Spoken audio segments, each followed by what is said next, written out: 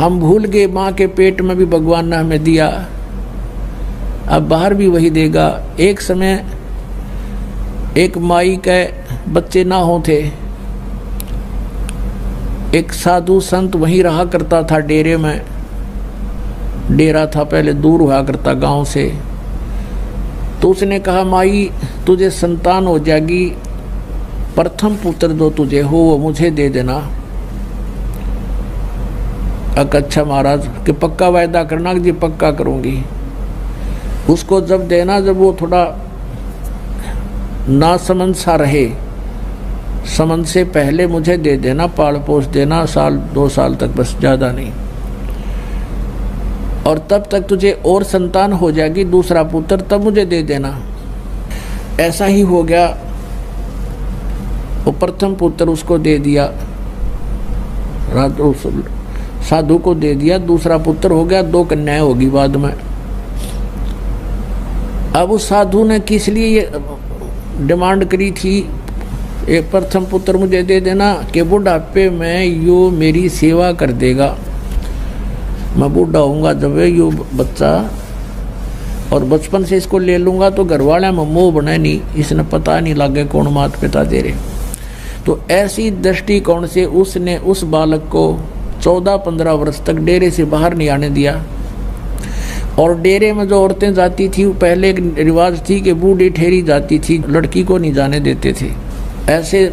और वो खुद गुरुजी जो थे गांव से भिक्षा मांग कर लाते थे, उस चेले को वहीं अलग ही रखते थे कि इसको कोई संसार की भावनाओं से ना बह जावे, इसमें कोई दोष ना आ जावे, इस दृष्टिकोण से। एक दिन वो बूढ़ा बीमार हो गया, महात्मा जी चालन जोगा रहा को नहीं।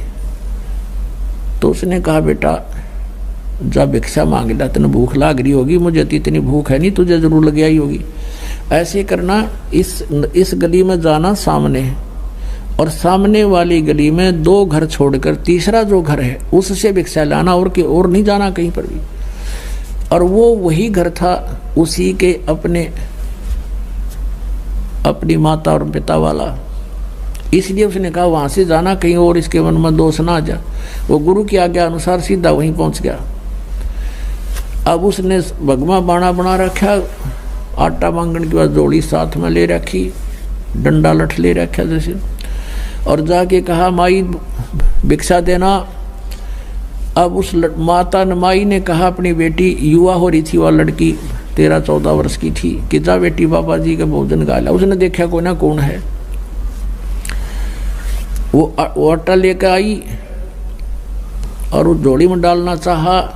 वह छोटी लड़की थी युवा, उसकी सतन जो है दूधी छोटी छोटी थी, कपड़े से बाहर उपोक्सी हुई नजर आती थी।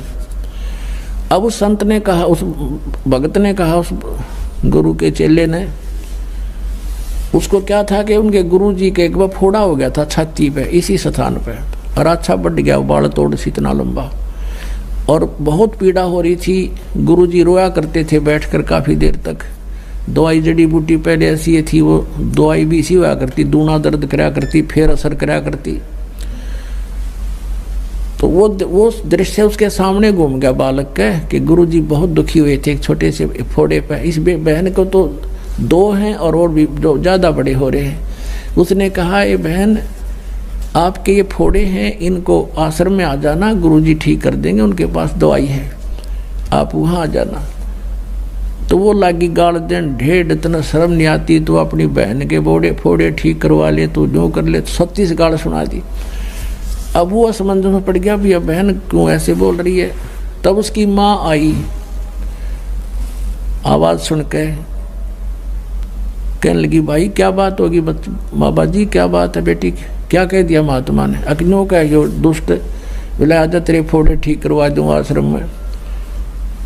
तो उसने कहा माई मेरे गुरुजी के फोड़े हो गए थे, छाती पे था एक फोड़ा, और उस तो बहुत दुख पाया करते थे। मैं तो वैसे कहा था बहन आपको भी पीड़ा हो रही होगी, वहाँ जाना।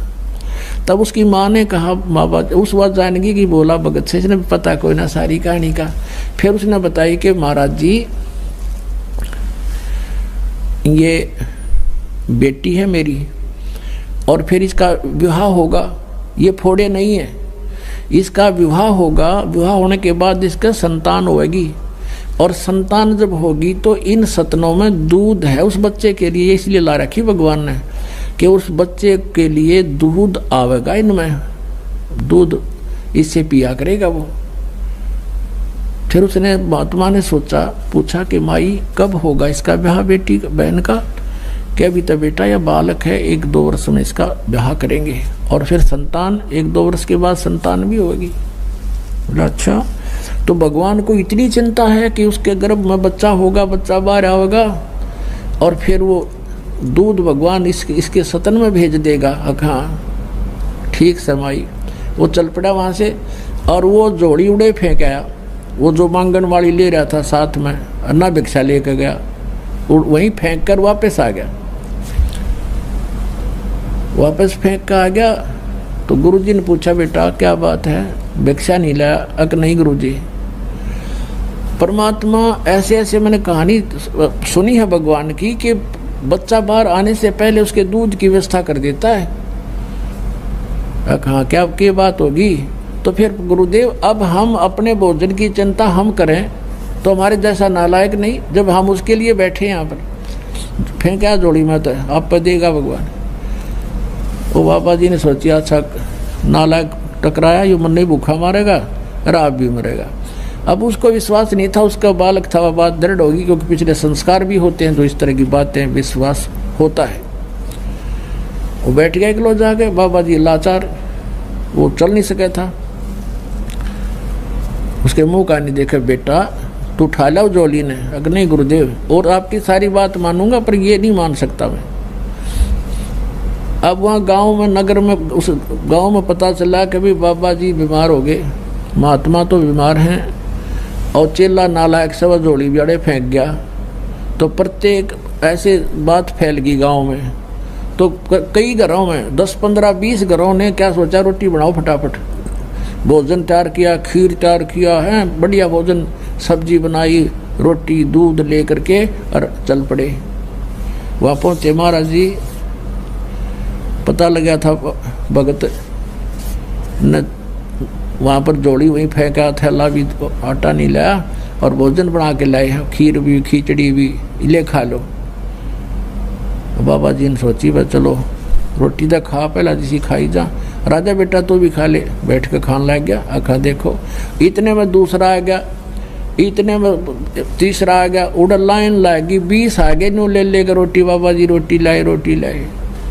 तब उस बाबा जी की आँख खुली रहते रह गए, भैया भगवान जब यहाँ ऐसे दे रहा है और हम मांगते फिरें। जब उसने कहा कि जब भगवान 4 साल पहले एडवांस हमारी व्यवस्था किए हुए है तो क्या आज नहीं उसको ध्यान है हमारा? तो पुण्यात्माओं ये उदाहरण है। आप हमारा इतना विश्वास ना बढ़ता, हम केवल कर्म करें क्योंकि हम इस योग्य हो गए, यहाँ कर सकते हैं, और फिर उस पर विश्वास करें। फिर देखना, अब जैसे कबीर परमात्मा जी थे, यह कथा लंबी है फिर सुनाएंगे। अपना कपड़ा बुनते थे, जो मेहनताना आता था उसी से अपना परिवार पोषण करते थे। परमात्मा का अपना परिवार कोई नहीं था। मुंह बोले 2 लड़के थे, जो लड़का और लड़की 2 बालक थे जिनको मृत जीवित किया था किसी कंडीशन पर, और माता पिता थे वो भी, उनका जन्म नहीं था, परमात्मा स्वयं आकर प्रकट हुए थे। नीरू और नीमा ने केवल उनके उठा ले गए थे, बच्चे रूप में परवरिश की लीला हुई थी। तो वो 4 सदस्य और थे, एक परमात्मा, उससे अपना गुजारा करते थे। और बाकी जो बचता था उसको भी पुण्य में लगाते थे। फिर किसी ने झूठी चिट्ठियां डाल दी थी, 18 लाख व्यक्ति आ गए थे वो एज ए गेस्ट। तो परमात्मा ने उन 18 लाख को 3 दिन तक मोहन भोजन खिलाए थे। कहते हैं कल पे कारण कौन है, कर सेवा निकाम, और मन इच्छा फल देऊंगा जो पड़े मेरे ते काम। बोलो सतगुरुदेव।